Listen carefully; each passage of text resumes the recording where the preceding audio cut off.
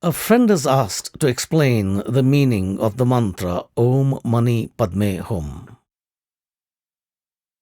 It's a Tibetan mantra, Om Mani Padme Hum.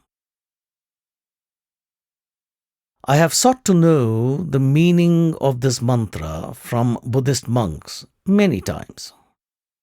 I have asked many Tibetan monks. I have asked the monks of Ladakh, Leh, Thailand, Myanmar, Nepal, India. But I could not find a Buddhist monk who could explain the correct meaning of this mantra. Yet, Osho has given a beautiful meaning of this mantra, Om Mani Padme Hum. Every word is extraordinary, marvelous. It's a great aphorism. It's an epic sentence, a supreme sentence. Like in Bharat, in India, there are some supreme sentences such as Soham, it's an epic sentence. Hari Om Tat Sat, it's an epic sentence. Aham Brahmasmi, it's an epic sentence. I am Atma Brahma, it's an epic sentence. In the same way, this Tibetan mantra is a supreme sentence. All Buddhist monks chant this mantra, especially those who are from the Mahayana tradition. Hinayan and Mahayana. There are two main traditions among Buddhists. Those who are with the Guru, they belong to the Mahayana tradition. Those who follow the Hinayan tradition are not attached to any Guru, and they believe that their boat will cross independently of a Guru on their own discipline and practice. However, the main mantra of Mahayana followers is Om Mani Padme Hum. What does Om mean? This entire existence, the Almighty, the Supreme Self. They do not use the word Almighty or Absolute Om. They use existence, the entire existence, which is vibrating with Omkar, vibrating with Nad. It is illuminated by Omkar. This entire existence is Om. Even the sage in Chandogya Upanishad says, Om is Brahma. Omkar is Brahma, also known as Nad Brahma. Nad is also called Brahmanad. It symbolizes Brahma, which Patanjali calls Ishwar Pranidhan, surrendering to the Almighty. And what is the Almighty? The Supreme Self, Om. This is the Almighty. So, in Om Mani Padme Hum, the Om word means Almighty, existence. Then, Mani Padme Hum. Now, the talk is about the soul.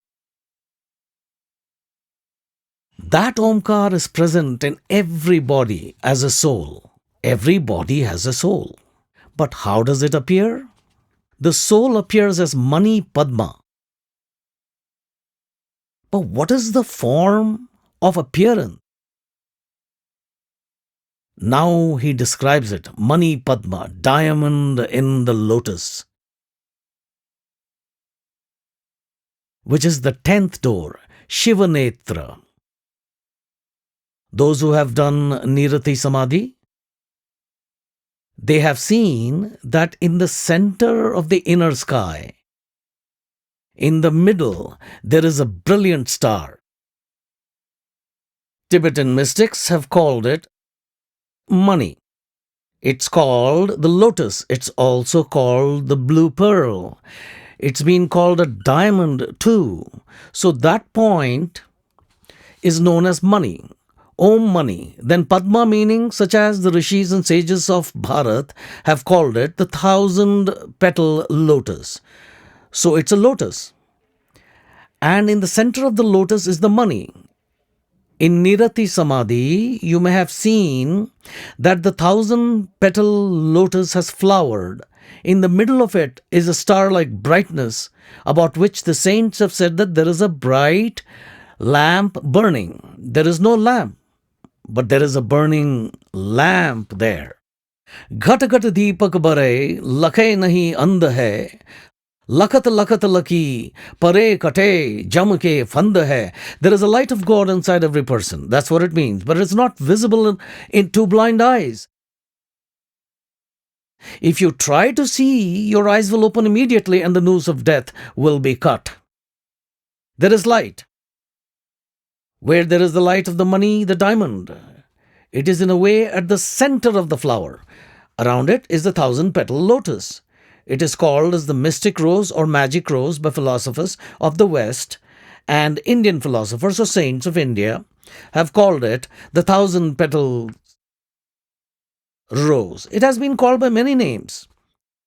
Kabir has called it as Mansarovar, has called it Vaikuntha or Amarlok, the immortal place as well. Sundar Das has called it intrinsic.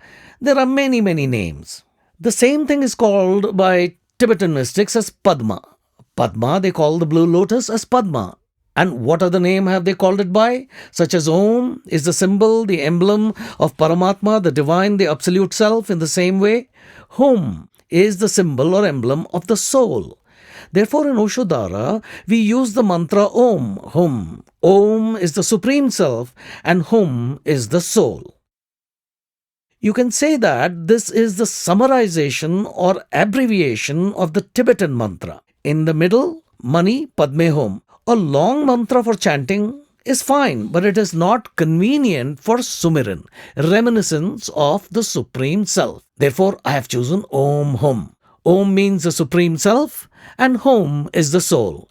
As you inhale, it's Om, and as you exhale, it's Hum. It's remembering entire existence. Inhale and reminisce the Supreme Self, and exhale and reminisce the Self, the soul. This is the meaning of Om Mani Padme Hum. Let's acknowledge.